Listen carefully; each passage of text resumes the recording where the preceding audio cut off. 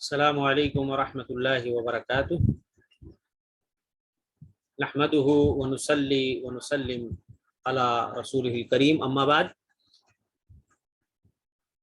احسن open academy کے طلباء و طالبات، آپ سب کا ایک بار پھر سے مادہ مصطلح الحدیث میں استقبال ہے۔ گزشتہ درس میں ہم نے آپ کو حفاظت حدیث کے حوالے سے کچھ باتیں بتائی تھیں۔ حدیثوں کی حفاظت کس طریقے سے ہوئی، اس کی صیانت کس طریقے سے ہوئی، تاکہ کوئی حدیثوں کے انکار کا چور دروازہ نہ کھول سکے۔ جو منکرین حدیث ہیں وہ اس طرح کے مواقع کی تلاش میں رہتے ہیں اور اس طریقے سے حدیث رسول میں وہ شکوک و شبہات پیدا کرتے رہتے ہیں۔ آج کا جو ٹاپک ہے، آج کا جو درس ہے، وہ ہے کتابت حدیث، یعنی احادیث نبویہ کی کتابت۔ کیا نبی کے زمانے میں حدیثیں لکھی جاتی تھیں یا نہیں لکھی جاتی تھیں؟ اگر لکھی جاتی تھیں تو کتنے جو ہے پیمانے پہ، زیادہ کثرت سے مطلب لکھی جاتی تھیں، یا جو ہے کم تعداد میں یا کم جو ہے پیمانے میں لکھی جاتی تھیں؟ جو بھی ہے ما لہ ما علیہ، وہ انشاءاللہ آج کے درس کا موضوع ہوگا۔ کہ کچھ لوگوں نے انکار کیا ہے، کچھ لوگوں نے اس بات کیا ہے کہ ہاں لکھی جاتی تھیں حدیثیں، کچھ لوگوں نے انکار کیا ہے۔ دونوں فریق کے دلائل کیا ہیں اور ان کا تجزیہ کیا جائے گا، اور اخیر میں انشاءاللہ آپ کو خلاصے کے طور پہ راجح قول بتایا جائے گا۔ تو احادیث نبویہ کی کتابت، یہ ہمارے آج کے درس کا موضوع ہے۔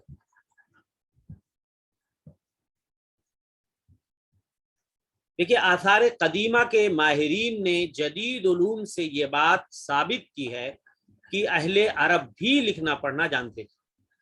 جو آثار قدیمہ کے جو ماہرین ہیں، جیسے اینسینٹ مونومنٹ، جو آثار قدیمہ کے جو ماہرین ہیں، اینسینٹ مونومنٹ کے جو ماہرین ہیں، انہوں نے جدید علوم سے، یعنی نئی نئی ٹیکنالوجی سے یہ بات ثابت کی ہے کہ عرب کے لوگ لکھنا پڑھنا جانتے تھے۔ ایسا نہیں ہے کہ ایک دم ان کے اندر یہاں لکھنے پڑھنے کا بالکل رواج ہی نہیں تھا، اور وہ اسے عربی خط میں لکھتے تھے، یعنی عربی رائٹنگ میں، عربی رسم الخط میں، جسے بعد میں کوفی خط کے نام سے پہچانا گیا۔ تو خط آپ یہاں رائٹنگ کے معنی میں سمجھیے، جو لکھنے کا جو طریقہ ہوتا ہے نا، جو شیپ ہوتا ہے، وہ خط کہلاتا ہے، رسم الخط کہلاتا ہے۔ یہ وہ خط لیٹر کے معنی میں نہیں ہے، ہمارے یہاں اردو میں لیٹر کو خط بولا جاتا ہے، سمجھ رہے ہیں نا؟ تو یہ رسم الخط جو ہوتا ہے، جو لکھنے کا جو طریقہ ہوتا ہے، تو جو ہے بعد میں اسے کوفی خط کے نام سے پہچانا گیا۔ اچھا، سوال یہ ہے کہ اہل عرب تک یہ کتابت کا طریقہ پہنچا کیسے؟ عربوں نے لکھنا سیکھا کیسے؟ تو اہل عرب تک فن کتابت انبار کے ذریعہ سے پہنچی، جسے انہوں نے اہل حیرہ، جسے بعد میں کوفہ نام پڑا، سے سیکھا تھا۔ تو عربوں نے جو ہے اہل حیرہ سے سیکھا تھا، اور یہ علاقہ جو حیرہ، جس کا نام بعد میں کوفہ پڑا، یہ علاقہ قدیم زمانے سے ثقافتی مرکز مانا جاتا تھا، یعنی جو ہے یہ کلچر یہاں کا بڑا مشہور تھا، اور عرب حکام کے ذریعہ اس میں عربی زبان کو عروج حاصل تھا۔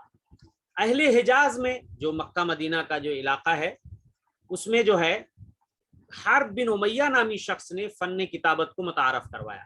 سب سے پہلے حرب بن امیہ نامی شخص نے جو ہے لکھنے کا جو فن ہے وہ متعارف کروایا، اور حرب کو بشر بن عبد الملک، یہ عقیدر دوما جس کو کہا جاتا ہے، یعنی عقیدر کا بھائی، جو کہ دومت الجندل کا بادشاہ تھا، دومت الجندل کا ایک بادشاہ تھا، عقیدر دوما اس کو کہا جاتا ہے، اس کا بھائی بشر بن عبد الملک، اس کے ساتھ جو ہے ان دونوں کی دوستی تھی۔ کیوں؟ عراق میں تجارت کی وجہ سے دونوں میں دوستی تھی، یعنی حرب اور بشر میں۔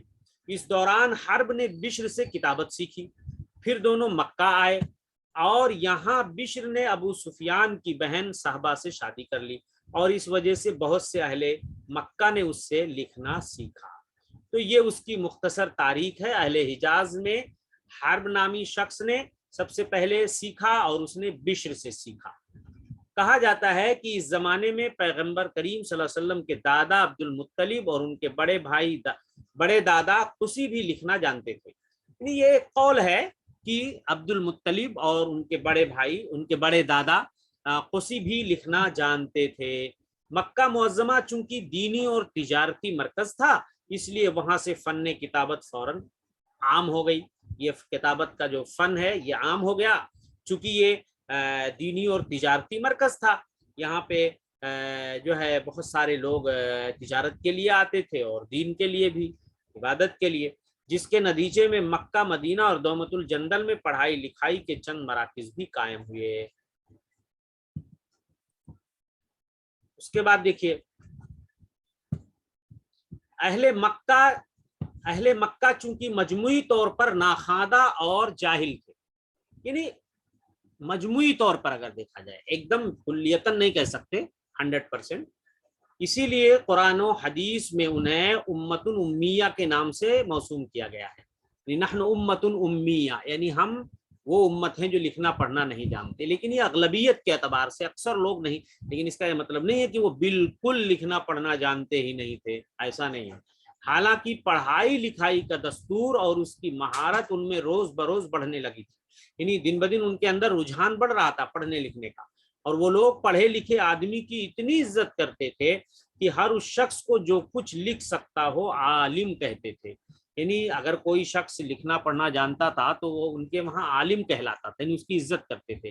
اور ان کے پاس انسان کے کامل ہونے کی صرف 3 نشانیاں تھیں، جن میں سے لکھائی بھی ایک نشانی تھی۔ جن وجوہات کی بنا پہ اہل عرب نے من حیث القوم، یعنی ایک قومیت کے اعتبار سے فن کتابت کی طرف زیادہ دھیان نہ دیا، ان میں سے چند یہ ہیں۔ یعنی اہل عرب نے زیادہ اس کی طرف توجہ کیوں نہیں کی، یعنی کتابت کی طرف، لکھائی کی طرف شروع میں، اس کی وجہیں ہیں۔ بھلے ہی کچھ لوگ لکھنا پڑھنا جانتے تھے، لیکن جتنے پیمانے پہ ہونا چاہیے اتنا نہیں تھا۔ کیوں؟ نمبر 1، اس کے اسباب اور وجوہات کیا ہیں؟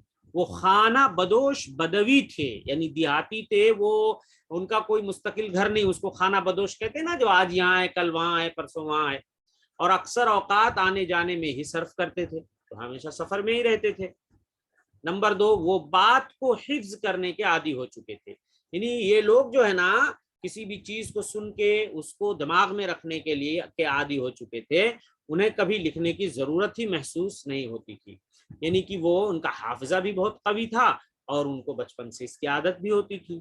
نمبر 3، غربت و افلاس کی وجہ سے پڑھائی لکھائی کے وسائل کی شدید قلت تھی، یعنی غریبی اتنی تھی کہ پڑھائی لکھائی کے جو وسائل ہیں وہ میسر نہیں تھے ان کو، اس وجہ سے یہ بھی ایک سبب ہے۔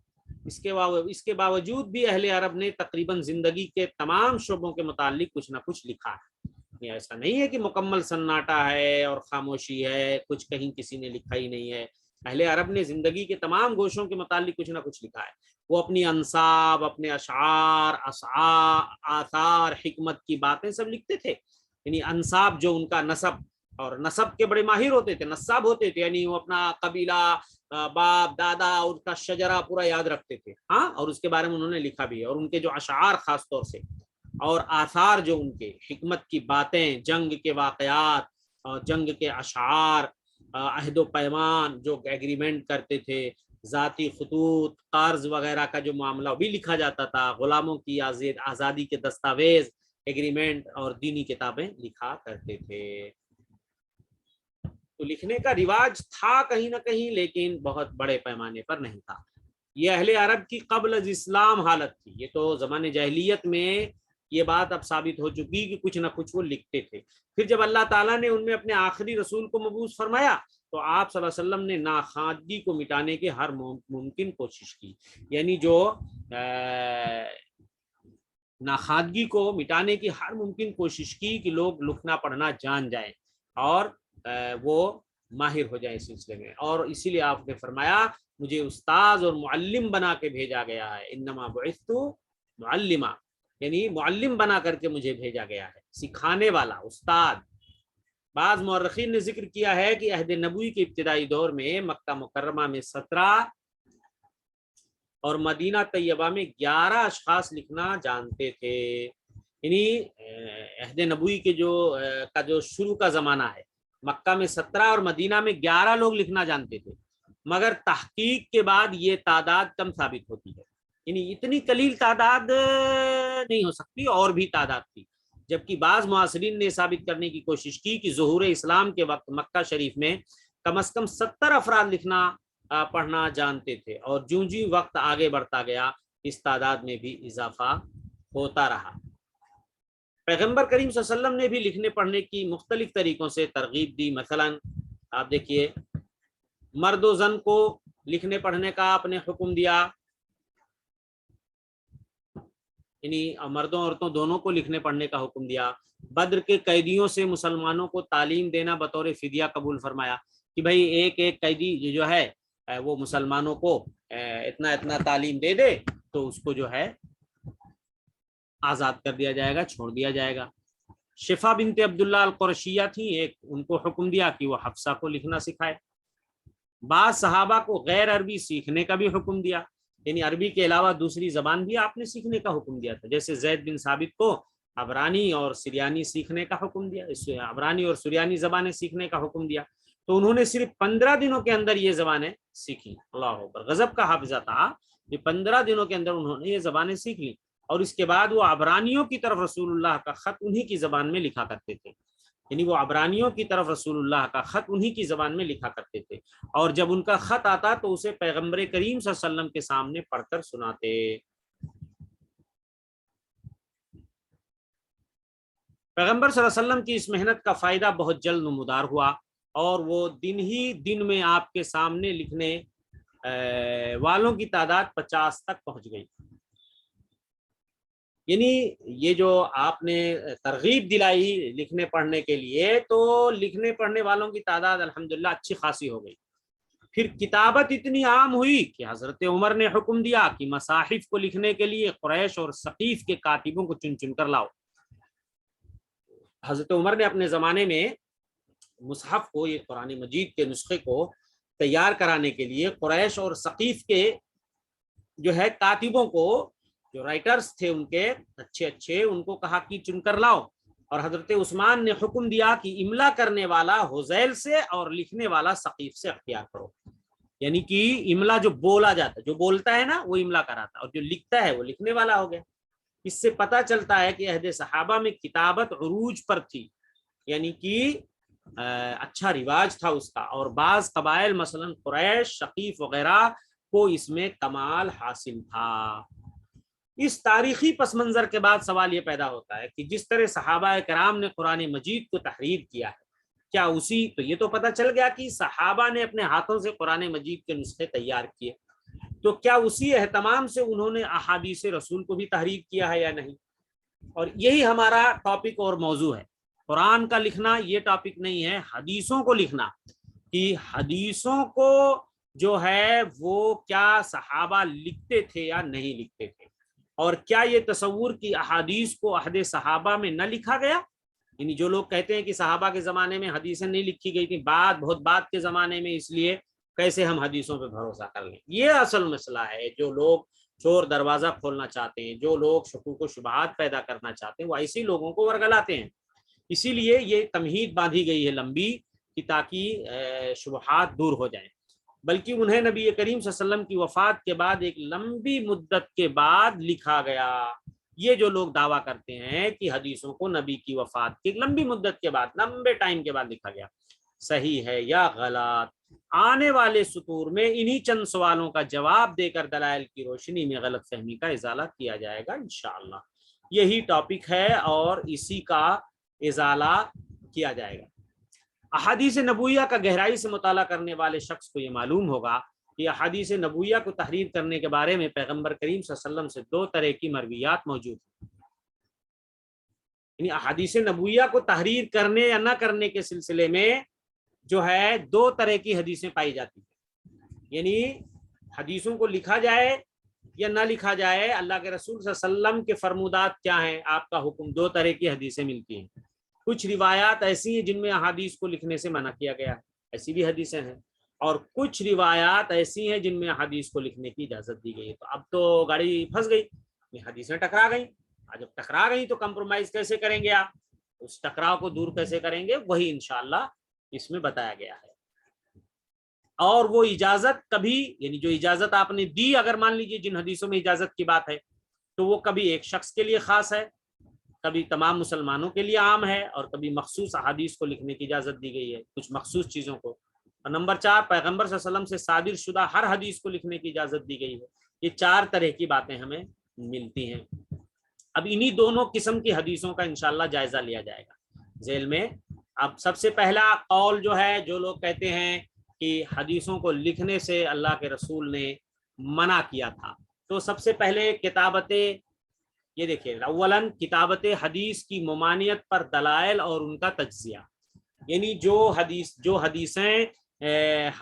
حدیثیں کتابت حدیث کی ممانعت پر دلالت کرتی ہیں, ان کا انشاءاللہ یہاں پہ تجزیہ کیا جائے گا, جن سے یہ پتہ چلتا ہے کہ حدیثیں لکھنے سے اللہ رسول نے منع کیا تھا. ان حدیثوں کی پوزیشن کیا ہے, ان کا درجہ کیا ہے, ان کا مقام کیا ہے, وہ انشاءاللہ یہاں بیان کیا جائے گا. پہلی حدیث دیکھیے ممانعت کے حوالے سے, حضرت زید بن اسلم نے عطا بن یسار سے, انہوں نے حضرت ابو سعید سے روایت کی ہے کہ اللہ کے رسول نے فرمایا, مجھ سے کچھ مت لکھو, اور جس کسی نے بھی مجھ سے قرآن کے علاوہ کچھ اور لکھا ہو وہ اسے مٹا دے.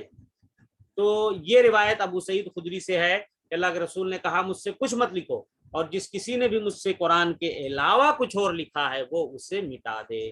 یہ پہلی حدیث صحیح مسلم کی, اور یہی ایک حدیث صحیح بھی ہے, میں پہلے ہی آپ کو بتا دے رہا ہوں, انشاءاللہ آگے بھی آپ دیکھیں گے. حضرت زید بن ثابت معاویہ کے پاس گئے, اور معاویہ نے ان سے ایک حدیث پوچھی اور ایک شخص کو اسے لکھنے کا حکم دیا. تو زید بن ثابت نے فرمایا رسول اللہ صلی اللہ علیہ وسلم نے ہمیں حکم دیا کہ ہم ان کی حدیث میں سے کچھ بھی نہ لکھیں, تو معاویہ نے اسے مٹا دیا. یہ سنن ابو داؤد کی روایت ہے, لیکن یہ روایت صحیح نہیں ہے. یہ حدیث منقطع ہونے کے سبب ضعیف ہے. مطلب بن عبداللہ بن حنطب کا زید بن ثابت سے سما ثابت نہیں ہے, یعنی اس کے اندر انقطاع ہے, کٹنگ ہے. یعنی مطلب بن عبداللہ نے یہ روایت جو ہے زید بن ثابت سے سنی ہی نہیں ہے.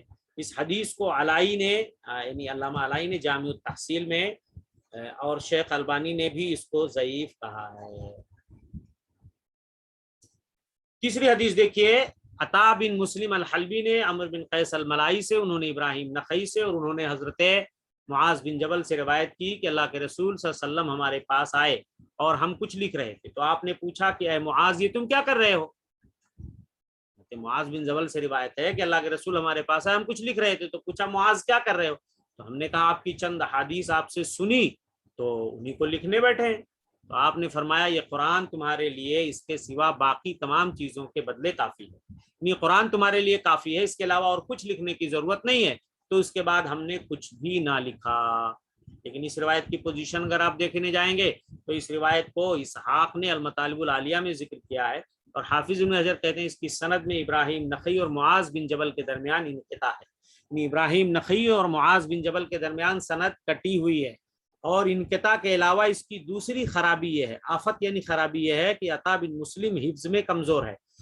یعنی عطا بن مسلم نام کا ایک راوی ہے جس کا حافظہ کمزور تھا, تو پتہ چلا یہ روایت بھی ٹھیک نہیں ہے, جیسا کہ تہذیب الکمال میں اس کے بارے میں آیا ہے. اب چوتھی چیز دیکھیے, چوتھی حدیث, عبد الرحمن بن زید بن اسلم اپنے باپ سے, وہ عطا بن یسار سے, اور وہ ابو ہریرہ سے روایت کرتے ہیں کہ اللہ کے رسول صلی اللہ علیہ وسلم ہمارے پاس آئے اور اس وقت ہم احادیث لکھ رہے تھے, تو آپ نے فرمایا یہ تم کیا لکھ رہے ہو؟ تو ہم نے کہا یہ آپ کی احادیث ہیں جو ہم نے آپ سے سنی ہے. تو آپ نے فرمایا کیا تم اللہ کے سوا کسی اور کی کتاب چاہتے ہو؟ تم سے پہلے جو لوگ تھے وہ اسی وجہ سے گمراہ ہوئے کہ انہوں نے اللہ کی کتاب کے ساتھ دوسری کتابیں بھی لکھی تھیں. تو یہ روایت بھی اس سے ممانعت کا پتہ چلتا ہے. لیکن اگر اس کی سند پہ ہم غور کریں گے تو دیکھتے ہیں اس روایت میں عبد الرحمن بن زید عن ابیہ ہیں, اور محدثین نے عبد الرحمن بن زید کے ضعیف ہونے پر اتفاق کیا. یہ روایت بھی صحیح نہیں ہے. پانچویں روایت حضرت ابن عباس اور ابن عمر کی روایت, جسے طبرانی میں عیسیٰ بن میمون سے روایت کیا ہے, اور حیثمی نے کہا ہے کہ عیسیٰ بن میمون الواسطی متروک راوی ہے, لہٰذا یہ حدیث بھی قابل حجت نہیں ہے. چھٹی چیز دیکھیے, صحابہ کرام میں سے جن صحابہ سے احادیث لکھنے کی ممانعت موقوفاً منقول ہے, موقوفاً سے مراد یعنی ان کا اپنا قول ہے, ان میں سے چند یہ ہیں: ابو سعید خدری، ابن مسعود، ابو موسیٰ اشعری، ابو ہریرہ، ابن عباس اور ابن عمر رضی اللہ عنہم اجمعین۔ ان تمام روایات کو خطیب بغدادی نے ذکر کر کے ان پہ مفصل کلام کیا ہے تقید العلم کے اندر۔ اچھا، اب دوسرے نمبر پہ آتے ہیں، ان حدیثوں کا جائزہ لیتے ہیں جو کتابت حدیث کے جواز پہ دلالت کرتی ہیں، جن سے یہ پتہ چلتا ہے کہ حدیثوں کا لکھنا جو ہے جائز ہے یا جائز تھا، اس دور میں لوگ لکھتے بھی تھے اور اللہ کے رسول نے لکھنے کا حکم بھی دیا تھا۔ تو کتابت حدیث کے جواز پہ دلائل اور ان کا تجزیہ۔ نمبر 1، یہ پہلی دلیل دیکھیں، عبداللہ بن عمرو بن عاص کی حدیث، جس میں یہ ہے کہ نبی کریم صلی اللہ علیہ وسلم نے مجھ سے فرمایا، اے عبداللہ تو لکھتے جا، یعنی اکتب، لکھتے جا، اللہ کی قسم اس زبان سے بغیر حق کے کچھ بھی نہیں نکلتا۔ یعنی آپ نے اپنی زبان کی طرف اشارہ کر کے کہا اس زبان سے حق کے علاوہ کوئی چیز نہیں نکلتی۔ یہ سنن ابو داؤد کی روایت ہے۔ دوسری دلیل حضرت علی کی حدیث کہ ہم نے نبی صلی اللہ علیہ وسلم سے قرآن اور اس صحیفہ کے علاوہ کچھ بھی نہ لکھا۔ یہ بخاری کی روایت ہے کہ ہم نے نبی سے قرآن اور اس صحیفہ کے علاوہ، یعنی ایک صحیفہ تھا ان کے پاس تو لکھا نا، لکھنے کی دلیل ہو گئی، قرآن لکھا اور صحیفہ جو ان کے پاس تھا اس کے علاوہ کچھ بھی نہ لکھا، لیکن کم از کم لکھنے کی دلیل تو ملی نا۔ نمبر 3، حضرت ابو ہریرہ کی حدیث، جس میں الفاظ ہیں کہ حجۃ الوداع کے موقع پہ اللہ کے رسول صلی اللہ علیہ وسلم نے موقع پر نبی کریم صلی اللہ علیہ وسلم نے حکم دیا کہ میرا خطبہ ابو شاہ کو لکھ کر دو۔ یہ ابو شاہ یمنی تھے، یمانی، تو اللہ کے رسول صلی اللہ علیہ وسلم نے جو انہوں نے مطالبہ کیا تھا تو آپ نے فرمایا تھا اکتبوا لابی شاہ، انہوں نے کہا تھا کہ بھائی مجھے لکھ کے دے دیا جائے، تو آپ نے کہا بھائی ٹھیک ہے، میرا خطبہ ابو شاہ یمانی کو لکھ کر دے دو۔ اتنی واضح روایت جو بخاری وغیرہ کی ہے۔ نمبر 4، حضرت ابو ہریرہ کی حدیث کہ عبداللہ بن عمرو بن عاص حدیث کو لکھا کرتے تھے جبکہ میں نہیں لکھتا تھا، تو اس سے بھی لکھنے کے جواز کی دلیل ہمیں ملتی ہے۔ حضرت ابن عباس کی حدیث کی مرض الموت میں اللہ کے رسول یا نبی کریم صلی اللہ علیہ وسلم نے فرمایا کاغذ لاؤ، میں تمہارے لیے ایسا نسخہ لکھوں گا جس کے بعد تم گمراہ نہ ہوگے۔ اللہ کے رسول صلی اللہ علیہ وسلم نے ارادہ بنایا تھا مرض الموت میں کہ لوگوں کے لیے کچھ چیزیں لکھ جائیں تاکہ لوگ آپ کے بعد گمراہ نہ ہوں۔ ہوا کیا، لمبی روایت ہے کہ وہاں پہ لوگوں نے جھگڑا شروع کر دیا اور آپس میں بحث تکرار، اور آپ چونکہ اس وقت بخار کی شدت میں تھے تو آپ نے لوگوں کو وہاں سے دفع کر دیا اور کہا یہاں سے چلے جاؤ، اور اس کے بعد آپ نے لکھنے کا ارادہ ترک کر دیا۔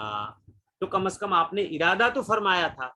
اور اسی طریقے سے حضرت انس کی حدیث کی علم کو لکھنے سے محفوظ رکھو، یعنی علم کو لکھ کر محفوظ کرو، علم کو لکھ کر محفوظ کرو۔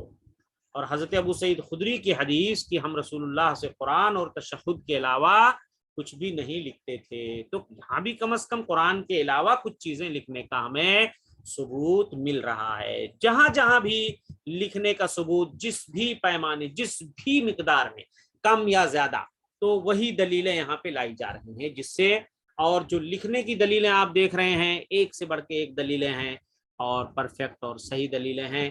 اس کے برخلاف جو نہ لکھنے کی دلیلیں انشاءاللہ اس کے بارے میں آپ کو بتایا جائے گا۔ امت مسلمہ نے کتابت حدیث کے جواز پر اجماع کیا ہے، امت مسلمہ نے کتابت حدیث کے جواز پر اجماع کیا ہے، اور اس اجماع کو ابن الصلاح، ذہبی اور نووی نے نقل کیا ہے، یعنی ابن الصلاح نے اور امام ذہبی نے سیر اعلام النبلاء میں باقاعدہ اجماع نقل کیا ہے کہ حدیثوں کی کتابت اس دور میں ہوتی تھی، سمجھ رہے نا، اور یہ درست بھی تھی۔ مذکورہ احادیث سے کتابت حدیث کے جواز پر واضح طور پر استدلال کیا جا سکتا ہے، یعنی یہ روایتیں اتنی کلیئر ہیں، اتنی صحیح ہیں کہ اس پر واضح طور پر یہ استدلال کیا جا سکتا ہے کہ حدیثوں کی کتابت کا رواج تھا اور آپ نے لکھنے کا حکم دیا تھا۔ بالخصوص آپ صلی اللہ علیہ وسلم کا آخری عمر میں کچھ لکھنے کی خواہش کرنا تو اس باب میں عمدہ حدیث ہے، یعنی اللہ کے رسول کوئی ایسی چیز کا ارادہ کر ہی نہیں سکتے، جو چیز اگر درست نہ ہوتی وہ چیز، تو آپ اس کا ارادہ ہی نہیں کرتے، تو یہ ایک عمدہ حدیث ہے، ایک آئیڈیل ماننے والی بات ہے۔ نمبر 9، محدثین کرام نے بھی اپنی تالیفات میں ایسے ابواب رقم کیے ہیں جن سے کتابت حدیث کے جواز پر استدلال کیا جا سکتا ہے، یعنی محدثین نے اپنی اپنی کتابوں میں ایسے ابواب جو ہے باندھیں ہیں جن سے یہ پتہ چلتا ہے کہ حدیثوں کے لکھنے کا رواج تھا اور حدیثوں کا لکھنا درست بھی تھا۔ خطیب بغدادی نے فرمایا ہے کہ اگر اس باب میں صرف پیغمبر کریم صلی اللہ علیہ وسلم کا زکوٰۃ جمع کرنے والوں کے لیے عہد و پیما، یعنی زکوٰۃ کے جو عاملین تھے ان کو جو ایگریمنٹ کے طور پہ جو کچھ لکھ کے دیا جاتا تھا، اور جب حضرت عمرو بن حزم کو یمن کی طرف بھیجا، یعنی عمرو بن حزم یعنی صحیفۃ ابن حزم کہا جاتا ہے، اس وقت ان کے لیے خط لکھوانے کے علاوہ اور کوئی بھی حدیث نہ ہوتی، یعنی جو ابن حزم کو جب آپ نے یمن کی طرف بھیجا تو اس وقت ان کے لیے خط لکھوانے کے علاوہ یعنی اور کوئی بھی حدیث نہ ہوتی، تو صرف یہ 2 حدیثیں اس بات کو ثابت کرنے کے لیے کافی ہوتی کہ حدیث کو تحریری شکل میں محفوظ رکھنا جائز ہے۔ اب خلاصہ کلام آئیے دیکھتے، اتنی ساری روایتوں کے بعد خلاصہ یہ نکلا کہ جو لوگ یہ کہتے ہیں کہ حدیثیں لکھی ہی نہیں گئی تھیں، تو آپ اعتماد کیسے کرو گے، بھروسہ کیسے کرو گے کہ حدیث صحیح تھی؟ ان کی دلیلوں یا ان کے شبہات کی یہاں سے قلعی کھل جائے گی اور آپ انشاءاللہ انہیں دندان شکن جواب، منہ توڑ جواب دے سکتے ہیں اور ایسے لوگوں کو خاموش کرا سکتے ہیں کہ حدیثیں بالکل لکھی جاتی تھیں اور لکھنے کا رواج تھا۔ تو خلاصہ کلام یہ ہے کہ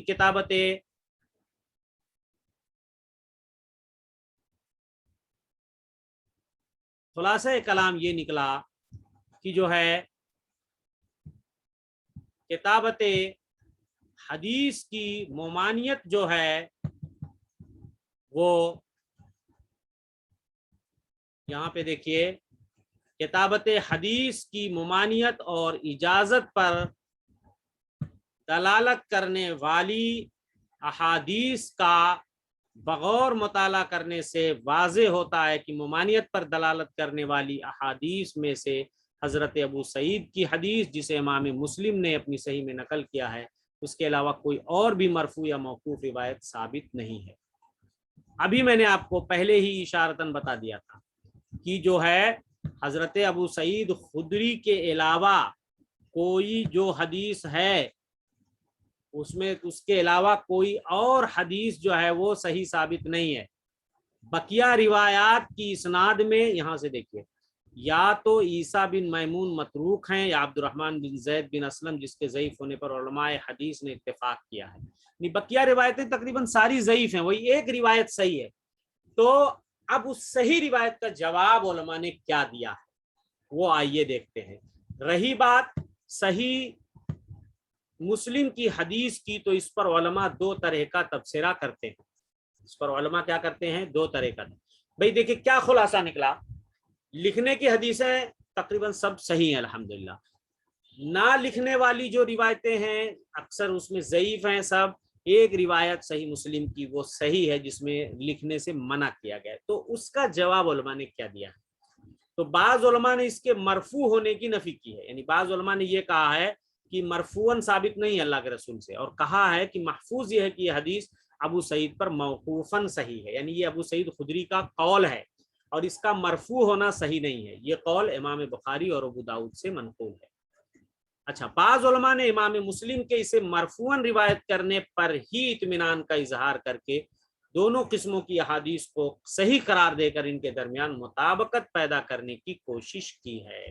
یعنی بعض علماء نے امام مسلم سے کہا ہے کہ یہ روایت ابو سعید خدری کی مرفوعاً ثابت ہے، چلو مان لیتے ہیں کہ یہ حدیث صحیح اور ثابت ہے نبی سے، اور آپ نے منع کیا ہے، تو اب اس منع والی حدیث اور جو اتنی ساری لکھنے کے جواز والی حدیثوں کے اندر کمپرومائز کیسے کریں گے، مطابقت، تو وہ مطابقت یہاں پہ دیکھیے۔ مطابقت کے کتنے طریقے؟ مطابقت جو پیدا کرنے کی جو کوشش کی گئی ہے اور مطابقت پیدا کرنے کی غرض اور تعارض کو دور کرنے کے مقصد کی کوشش میں ان حدیث کے بارے میں 3 طرح کے اقوال ظاہر ہوئے ہیں، جو یہ ہے، یعنی جن لوگوں نے مطابقت پیدا کی ہے تو اس کے نتیجے میں 3 طرح کے اقوال سامنے آئے ہیں۔ ایک تو نسخ، دوسرے ترجیح اور تیسرے عموم خصوص۔ یہ جو 3 اقوال یہاں دیکھیں، یہ 3 اقوال، ایک تو یہ نسخ ہے، یہ ترجیح ہے اور یہ عموم خصوص ہے، اور ذیل میں ان تینوں اقوال کا ماحصل بیان یہاں سے کیا جا رہا ہے۔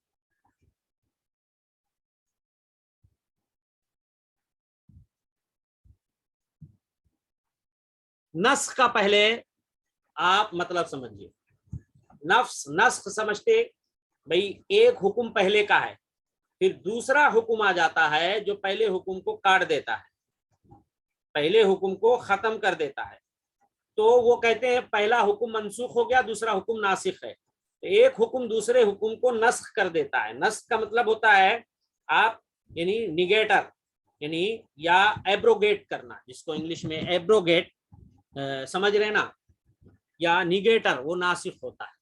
تو یہ ایک قسم کی احادیث کو ناسخ اور دوسری کو منسوخ قرار دے کر ناسخ پر عمل کیا جانا چاہیے۔ علماء میں سے ابن تیمیہ، خطابی، بغوی اور ابن کثیر نے احادیث نہیں کو بلا تعلیل منسوخ قرار دیا ہے، یعنی یہ کہا ہے ان علماء نے کہ جس میں ممانعت کی جو حدیث ہے اور ایک ہی حدیث ہے جسے آپ صحیح کہہ سکتے ہیں، تو کہیں گے وہ منسوخ ہے، یعنی وہ کیا ہے، یعنی ایبروگیٹ یعنی ہے وہ روایت جو ہے ایبروگیٹڈ ہے، یعنی وہ منسوخ ہے، یعنی وہ اس پہ عمل نہیں ہوگا۔ جبکہ ابن حجر، سخاوی، قرطبی، سمعانی، ابن الصلاح، یہ دیکھیے نووی، ذہبی، ابن القیم وغیرہ نے ان احادیث نہیں کو منسوخ کہہ کر ان کے منسوخ ہونے کی مختلف علتیں بیان کی ہیں، یعنی منسوخ کیوں ہیں اس کی علتیں بیان کی ان لوگوں نے۔ شیخ احمد شاکر نے بھی فرمایا کہ حدیث ابو سعید کو موقوف کہنا ٹھیک نہیں ہے بلکہ یہ منسوخ ہے، یعنی جو ایک ہی روایت صحیح ہے تو اس کو آپ جو ہے نا موقوف نہ مانیے، یا موقوف نہیں مانا جائے گا بلکہ منسوخ مانا جائے گا، یعنی اس کے حکم اس پہ عمل نہیں کیا جائے گا۔ کچھ لوگوں نے احادیث نہیں کو ناسخ قرار دے کر احادیث جواز کو منسوخ کہا ہے اور اپنی رائے کو دو بنیادوں پر قائم کیا ہے۔ کچھ لوگوں نے احادیث نہیں کو کہا ہے یعنی جو ممانعت کی حدیث ہے وہ ناسخ ہے، سمجھ رہے نا، اور جو جواز کی دلیلیں ہیں بولتے وہ منسوخ ہے۔ ان کی بنیاد دو رائے پر ہے۔ نمبر ایک یہ کہ بعض صحابہ کرام کا کتابت حدیث سے روکنا، بعض صحابہ نے کتابت حدیث سے روکا، نبی کی وفات کے بعد کا واقعہ ہے، کہہ رہے نبی کی وفات کے بعد صحابہ نے روکا تو پتہ چلا یہ حکم بعد کا ہے روکنے والا، تو جو بعد کا حکم ہوتا ہے وہ ناسخ ہوتا ہے، سمجھ رہے نا، اور جو قبل از وفات کے جملہ واقعات کے لیے متاخر ہونے کی وجہ سے ناسخ ہے، تو وفات سے پہلے کا معاملہ وہ منسوخ ہو جائے گا اور جو وفات کے بعد کا معاملہ ہے وہ ناسخ ہو جائے گا۔ اور نمبر دو یہ کہ صحابہ کرام نے احادیث کو نہیں لکھا اور نہیں تابعین نے صحابہ سے کتابیں حاصل کی، یعنی اگر صحابہ نے لکھا ہوتا تو تابعین ان سے کتابیں حاصل کرتے، اگر انہوں نے ایسا کیا ہوتا تو یہ بات پوشیدہ نہ رہتی۔ یہ علامہ رشید رضا کا قول ہے جسے ابو ریا نے نقل کیا ہے، لیکن جو ہے یہ قول فاسد اور باطل ہے۔ یہ قول کیا ہے؟ فاسد اور باطل ہے۔ جو لوگ کہتے ہیں کہ روکنے والی حدیث وہ ناسخ ہے اور لکھنے والی حدیث منسوخ ہے، یہ صحیح نہیں ہے۔ کیوں؟ کتابت حدیث کی نہیں میں جو اقوال جماعت صحابہ سے منقول ہیں، یعنی حدیثوں کو لکھنے کی نہیں، یعنی ممانعت میں جو اقوال صحابہ سے منقول ہیں وہ صحیح اسناد سے ثابت نہیں ہے۔ ابھی آپ نے دیکھا روکنے والی جو نہ لکھنے والی حدیثیں صحیح اسناد سے ثابت نہیں ہیں، بلکہ ایسے صحابہ کا عمل کتابت حدیث کے جواز پر دلالت کرتا ہے، یعنی الٹے صحابہ کا جو عمل ہے وہ حدیثوں کے لکھنے کے جواز پر دلالت کرتا ہے۔ تو یہ تو الٹی بات ہو گئی کہ جو لوگ کہتے ہیں کہ لکھنے والی بات جو ہے وہ منسوخ ہے۔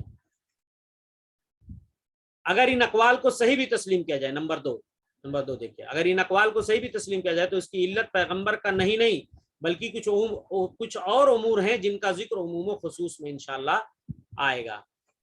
اور نمبر 3 یہ قول کی صحابہ نے احادیث نہیں لکھی، یہ دعویٰ علم حدیث کی کتابوں اور محدثین کی طریقے سے لا علمی اور کتب رجال و سیر سے غفلت کی بنیاد پر صادر ہوا ہے، کیونکہ صحابہ کرام سے 20 صحیفے لکھنا اور ایک دوسرے کے پاس بھیجنا اور تابعین کا ان صحیفوں کو صحابہ کرام سے حاصل کرنا ثابت ہے۔ صحابہ نے تو کتنے صحیفے، انشاءاللہ وہ آگے صحیفوں کی بات آئے گی، تو اگر لکھنے کا رواج نہیں تو یہ صحیفے وجود میں کیسے آئے؟ 20 صحیفے صحابہ نے لکھے ہیں، سمجھ گئے نا۔ تو یہ گویا کی یہ بات کلیئر ہو جاتی ہے کہ لکھنے والی بات ہی زیادہ راجح ہے کہ لکھنے کا رواج تھا اور صحابہ لکھتے تھے.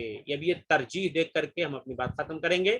یہ کہ احادیث جواز کو احادیث نہیں پر ترجیح دی جائے، یہی راجح ہے. جو لکھنے کے جواز کی حدیثیں ہیں اس کو آپ روکنے والی حدیثوں پر ترجیح دیجیے، کیونکہ احادیث نہیں مرفوعاً ثابت ہی نہیں ہے.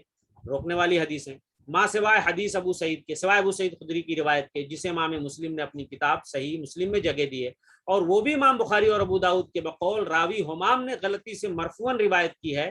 یعنی راوی حمام نے غلطی سے مرفوعاً روایت کی ہے، جبکہ محفوظ یہ ہے کہ وہ ابو سعید سے موقوفاً ثابت ہے، مرفوعاً نہیں.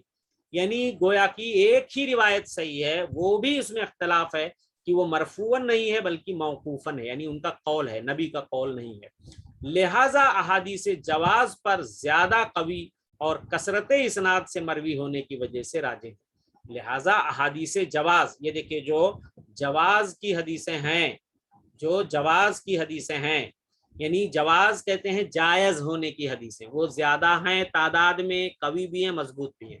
تو اس وجہ سے وہ راجح ہیں، انہی پر عمل کیا جائے. اور احادیث عدم جواز کو، یعنی جو جس سے نہیں کا پتہ چلتا ہے، اس کو ضعیف قرار دے کر ان پر عمل نہ کیا جائے. شیخ احمد شاکر نے فرمایا ہے کہ حدیث ابو سعید کو موقوف کہنا ٹھیک نہیں ہے، بلکہ یہ منسوخ ہے، یعنی ابو سعید خدری کی روایت کو منسوخ مانا جائے گا. تو لکھنے والی بات ہی صحیح ثابت ہے. الحمدللہ یہ بات ثابت ہو چکی کہ حدیثوں کو لکھنے کا رواج تھا، صحابہ لکھتے تھے. تو اللہ سے دعا ہے کہ مولا ہمیں اس طرح کے شکوک و شبہات کا مقابلہ کرنے کی توفیق بخشے، اور جو منکرین حدیث ہیں اللہ انہیں ہدایت دے، اور حدیثوں کی حفاظت کا راستہ اللہ اور مضبوط کرے، اور حدیثوں سے ہمارے دلوں میں مزید محبت پیدا کرے. انہی باتوں پہ اپنا محاضرہ آج کا میں ختم کرتا ہوں، اور احسن اوپن اکیڈمی کے طلباء طالبات کے لیے دعائیں کرتا ہوں. اللہ سبحانہ وتعالی ہم سب کو اپنے حفظ و امان میں رکھے. آمین. وما توفیق الا باللہ، وصلی اللہ علی نبینا محمد. السلام علیکم ورحمۃ اللہ وبرکاتہ.